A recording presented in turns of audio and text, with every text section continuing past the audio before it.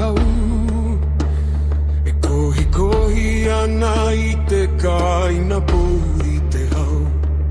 Ka karanga hau ki te tani whā, whakarongo mai ki taku karanga, tiaki nā hau i nā hinga aha.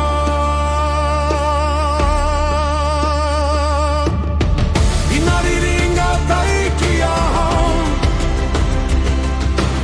a ka kaha ke te hau,